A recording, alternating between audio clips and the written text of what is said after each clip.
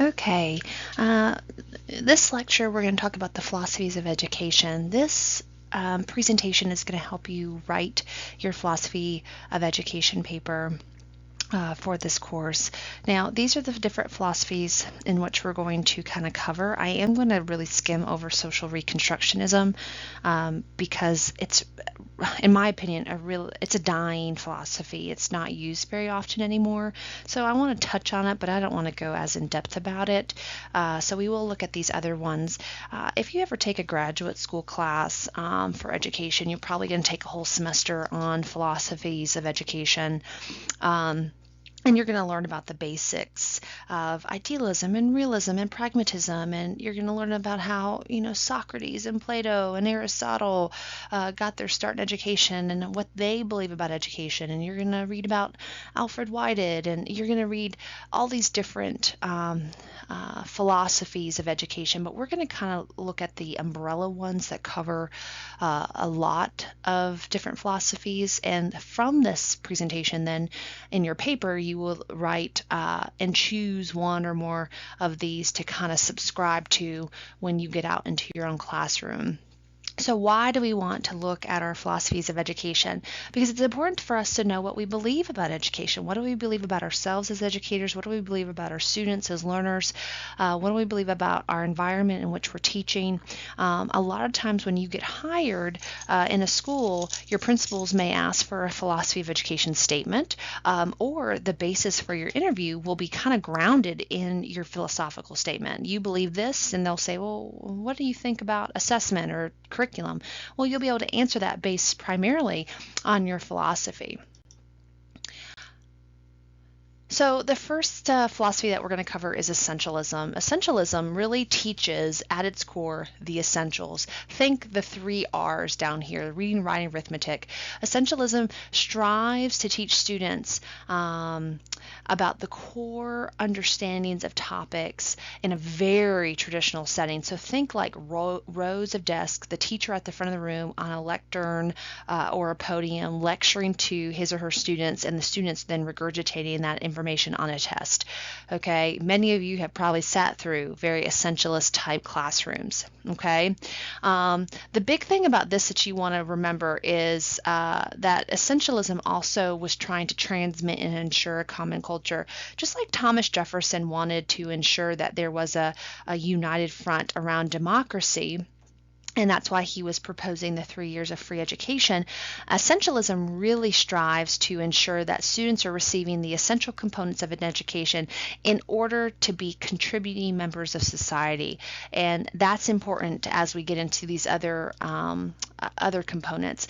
Essentialists were also concerned with that influx of immigrants. If you watch the History of Education Part 2 before this, then you know that there were a huge number of immigrants coming into our country, really kind of excited and eager to get into our schools.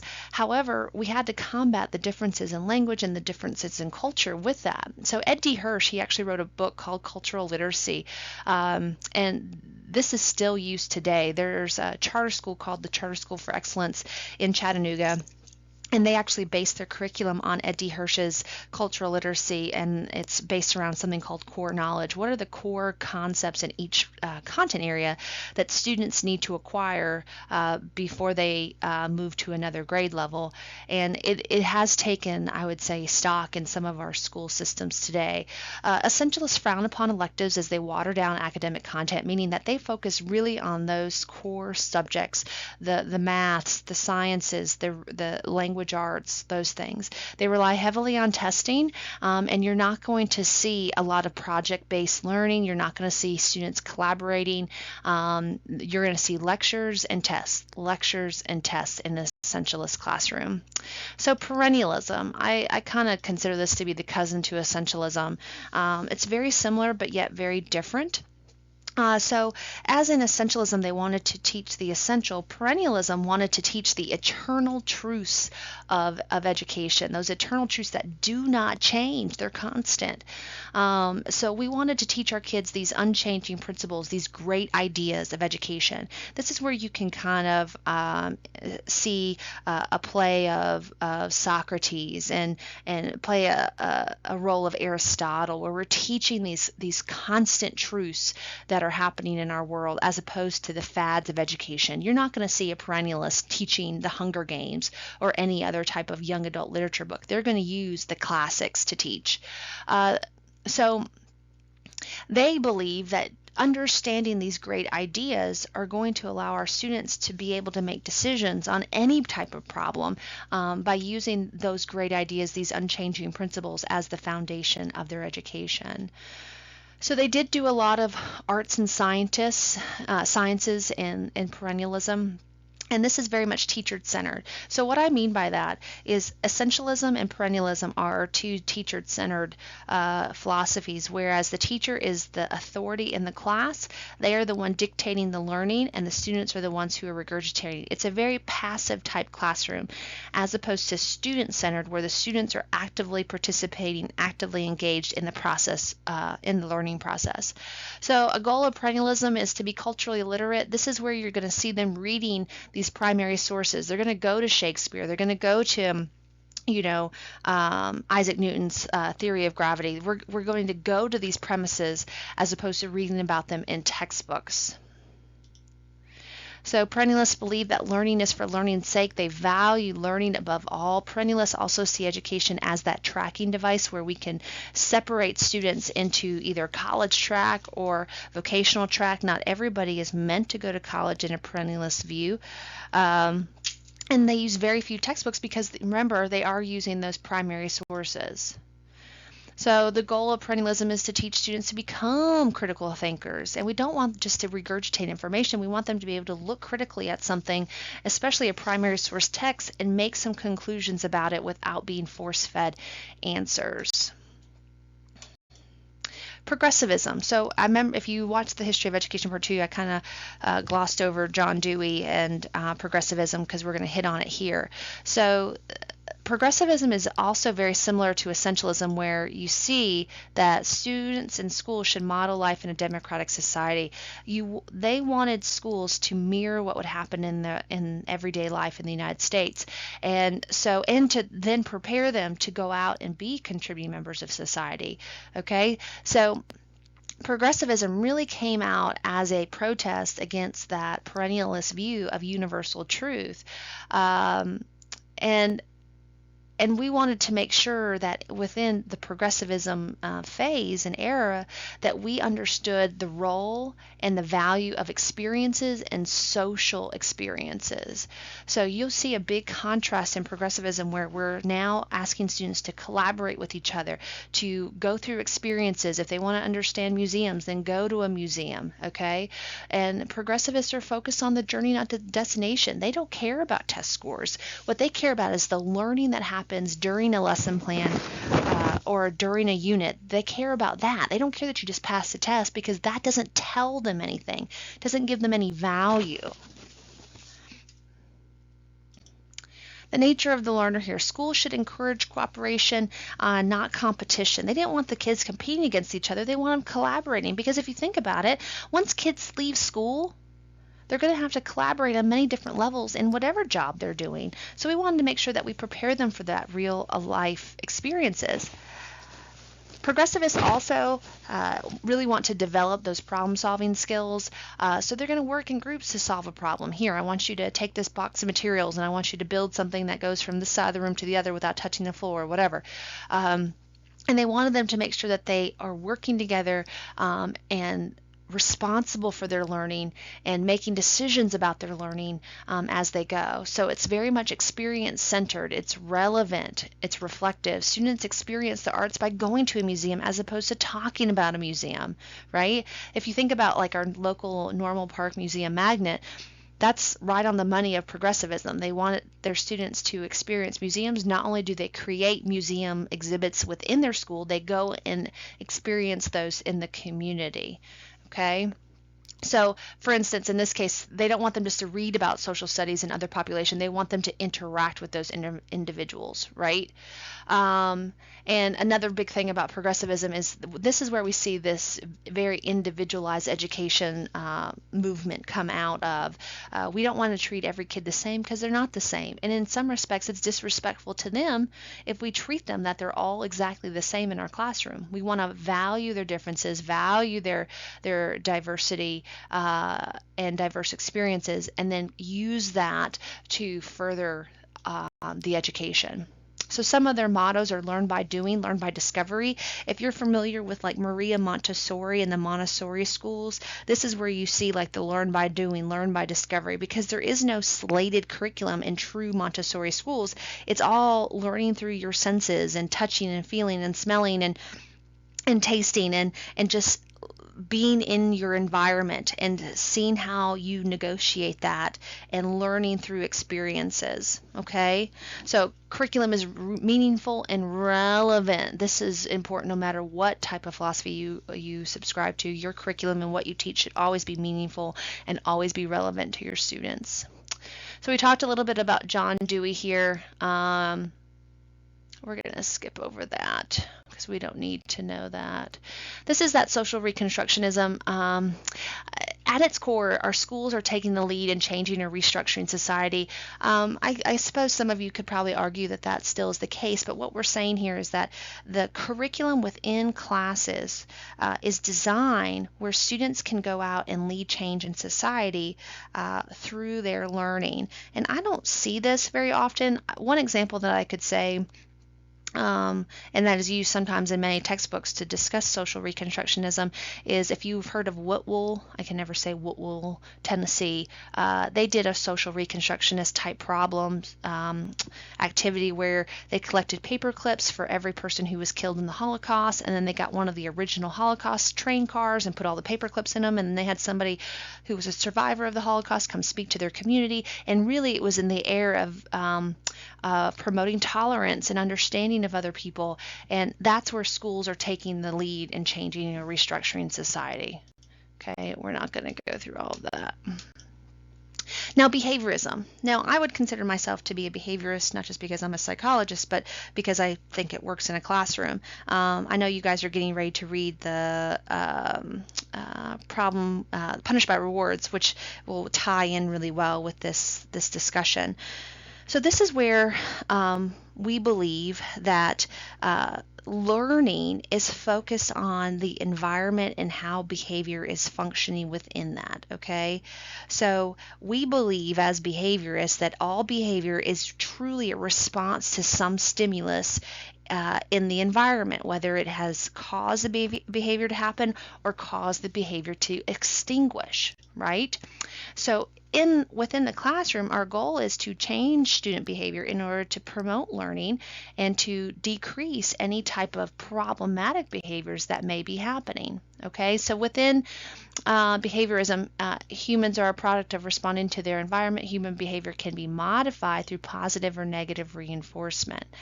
So what does that mean? I always get, and this will be on your final, so I want you to have a good understanding of the difference between punishment and positive or negative reinforcement. So let me give you some examples, and hopefully this will help. If you need some clarification, please put a little note on the comments, questions, or concerns section of the discussion board, and I can give you some more help, because on your final, you will need to know how to identify these and then give examples.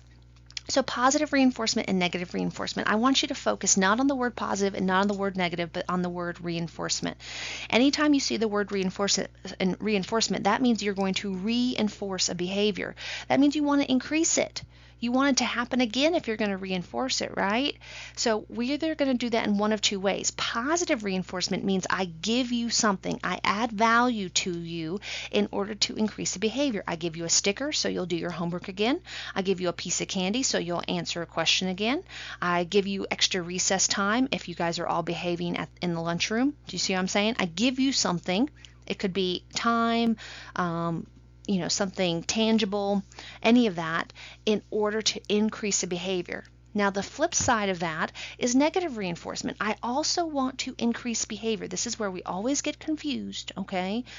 In negative reinforcement, I still want to increase a behavior, but by doing so, I want to take something adversive away from you to increase a behavior. So let me give you this example. When you guys get into your cars, and if you don't lock in your seatbelt pretty quickly, what happens? You start to hear that beep, beep, beep, beep sound, and it's so annoying that finally you buckle your seatbelt.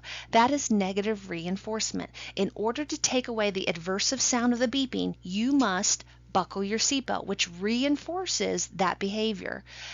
Buckling your seatbelt quicker and more often is going to take away that negative stimulus. Okay, let me give you this example. So maybe you're in the military and you're running with your drill, and your drill instructor or drill sergeant is screaming at you, right?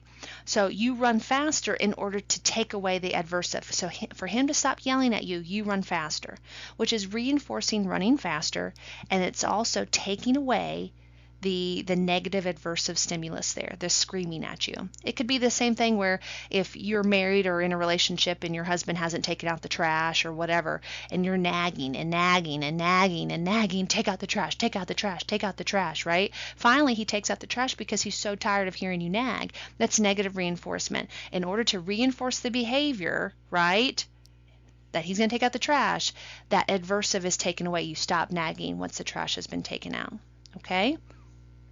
So if you are confused about any of those, let me know. Now, punishment, you are trying to decrease a behavior. Positive, negative reinforcement, you're trying to increase a behavior. So punishment is you're trying to decrease a behavior, whether you take away or give something. You may take away recess time to decrease behavior, right? Or you may add a detention to decrease behavior. It doesn't matter if you're adding or taking away in this case, you're trying to decrease a behavior. Positive, negative reinforcement, you're trying to increase the behavior, whether you add something or you take something adversive away. We don't need to go through all that. You guys know a little bit about this if you've ever taken Psych 101. Now the last one, constructivism. Progressivism and constructivism will probably be the ones that you choose more than likely for your philosophy of education paper. Constructivism is truly allowing students to construct their own understanding of the knowledge. And what they want to do is they want to connect new learning to familiar experiences, which is prior learning. We always want to build those schemas, those filing cabinets of knowledge. We want to connect new learning to old learning and prior knowledge in order to build our understanding of that subject or that topic. Okay, so this is another student-centered philosophy where students must be involved and active in constructing their understandings, right? They can't just be passive learners. They got to be in the process of creating and discovering their own knowledge base of these topics. Okay, so this is where we see the old knowledge and connecting to new knowledge. All right, so students are making sense out of personal experiences. Now, this is where we're probably going to see, if you see on your licensure exam, we're going to see somebody called, and this is awful handwriting here, Vygotsky. Okay, he talked about something called the ZPD, Zone of Proximal Development, the sweet spot of learning. It's kind of like this is the sweet spot of learning. This is based on their prior knowledge. We don't want to teach them way out here or way out here or way out here. We want to teach them in their sweet spot, okay? And that has a lot to do with the connecting old knowledge to new knowledge. So problem-solving learning, this is just like progressivism, where you're going to see a lot of project-based learning. You're going to see them solving problems. They're going to be application-based questions, not just knowledge-based questions. Teachers are going to encourage students to find solutions themselves. So if a student was struggling on a math problem, the teacher's not going to just walk them through the steps. She's going to say, okay, what do you know about this problem? Where do you, based on your previous answers to other questions, where do you think you should start? Okay, so if that's the first step, what do you think the next step is? You see what I'm doing there? It's that Socratic method where I'm just asking questions to dig deeper for the students to be able to pull out what they think they know about it and then attempt to solve the problem on their own. Teachers are seen as the guide. They're not the authority in the classroom like those other teacher-centered philosophy. Just like progressivism, also built on social interactions with each other. Okay? So that's the basics of these philosophies. Within your paper, you're going to have to kind of give me some ideas of what you think and why you subscribe to each of those. You may pull bits and pieces from each of those. That's not a problem. Just support it in your paper as to why you believe those things. And then you're also going to have to talk about your use of curriculum and assessment. If you tell me you're a progressivist, you better not tell me that you're going to use tests a lot and quizzes. You better tell me that you're going to create a lot of projects and a lot of hands-on learning for your students. Make sure that all of those link up. Okay? Well, let me know if you guys have any other questions. Hope you have a great day. Bye.